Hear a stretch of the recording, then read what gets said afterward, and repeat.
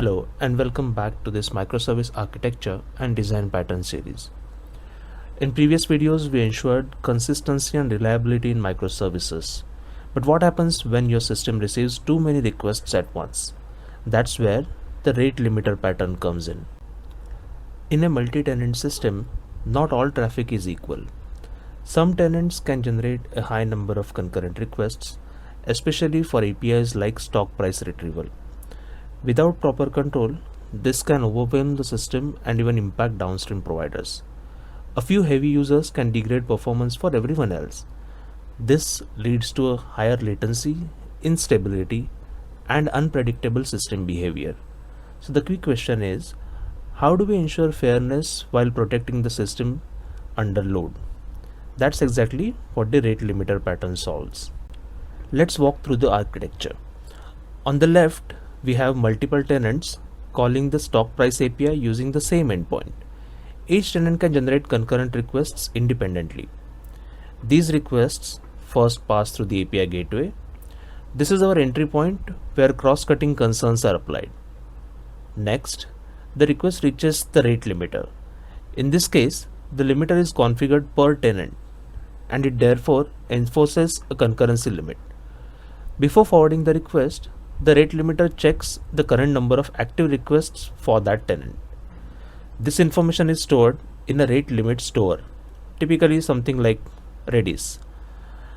If the current count is below the configured limit, the request is allowed to proceed to the stock price API. At the same time, the system increments the active request count.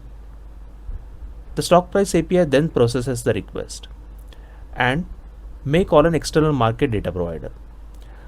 Now, if the tenant exceeds the allowed number of concurrent requests, the rate limiter blocks the request immediately and returns a 4 to 9, that is too many requests response. Once a request completes, whether success or failure, the active count is decremented. This ensures that the new requests can be accepted again. The key idea here is simple. We are not limiting total requests over time. We are controlling how many requests can run at the same time per tenant. This protects the system from overload and ensures fair usage. Also keeps performance predictable under high traffic. Let's jump into Visual Studio to implement the rate limiter. In Visual Studio 2022, let's create an ASP.NET Web API project. Let's call it as rate limiter service. Let's add new class to this project and let's call it as tenant rate repository. We'll use this class to store the rates associated with individual tenants. Let's add a concurrent dictionary to store the tenant information. Let's add a method to load the tenant rate from database. For this demo purpose, we'll simply simulate a database call and store the tenant rate information in a concurrent dictionary. Let's add a middleware to resolve the tenant based on the incoming request. Let's call it as tenant resolver middleware.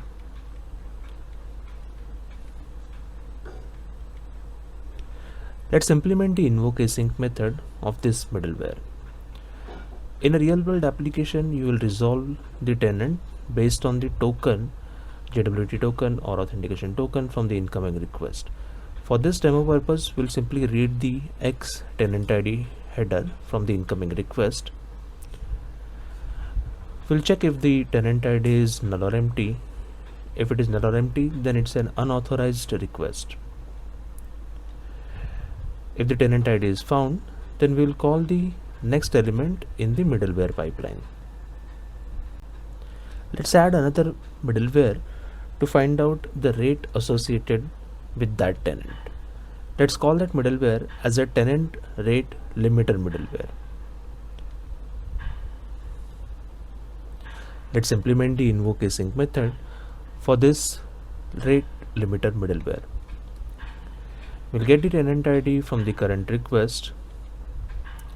we'll check how many concurrent requests are currently being processed for this tenant. We can get that from our tenant repository. If the tenant has no more capacity to process, then return 4 to 9, that is too many requests response.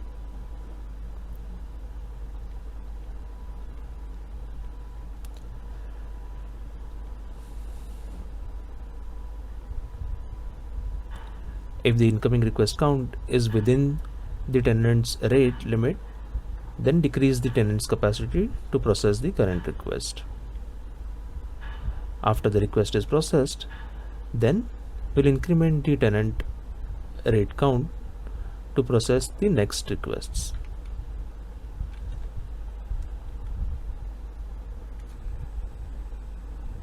Let's go to program.cs and add the required services and endpoints. Let's first add the tenant rate repository as a singleton. We want a single source of truth to know the rates associated with each tenant. Let's load the tenant rates from the database and then inject the middlewares in the program.cs. Let's add an endpoint called stock price. We'll simulate some processing. Let's add a delay of 10 seconds for demo purpose, and then we'll return the stock prices. Let's run the app now. Let's do a demo using few requests. So tenant 1 has a rate of 1, that is, it can send up to 1 concurrent request. Tenant 2 has a higher subscription, so tenant 2 can send up to 5 concurrent requests. Let's run the app using .NET Run command. Now the app is running on port 5290. Let's send few requests using HTTP client. I will send one request to the stock price endpoint. We'll send the tenant header x tenant ID as tenant 1. Now we are simulating a call to external services, and just for demo purpose we have added a delay of 10 seconds. So while this request is being serviced, the middleware will check how many concurrent requests this tenant can get. As this tenant is configured only for one request, if I try to send another request, we should get a 4 to 9 too many requests response. So let's send the request to the endpoint for tenant 1. This is a long running request. In another tab, I'll send another request to this tenant, and I get 4 to 9 too many requests. Tenant rate limit reached, please try again later response. Now once the first request has been processed, if I send another request, it will get processed. So after 10 seconds, we have got a response of the stock prices for tenant 1. Now let's send another request or set of requests for tenant 2. Now let's send a request for tenant 2. If I send a request, it would take 10 seconds to process. Meanwhile, if I send another request for tenant 2, that can also be processed. So tenant 2 has a higher subscription. It can serve up to 5 requests, 5 concurrent requests.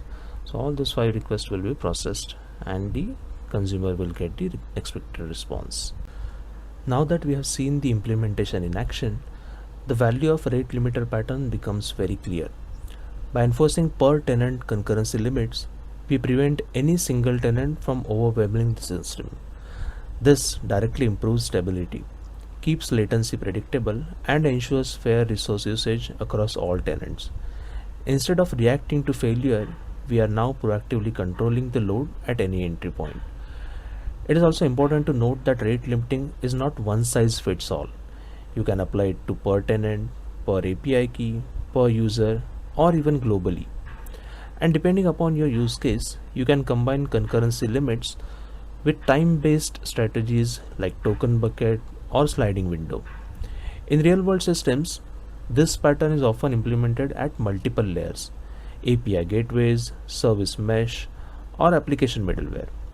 The key is to choose the right strategy based on your traffic patterns and system constraints. To summarize, rate limiting is not just about rejecting requests, it's about protecting your system. ensuring fairness and maintaining reliability under load. In the next video, we will continue exploring microservices design patterns with another practical scenario. If you liked the video, please give a thumbs up and comment on the video if you have any feedback. Please subscribe to my channel. Again, thank you for watching.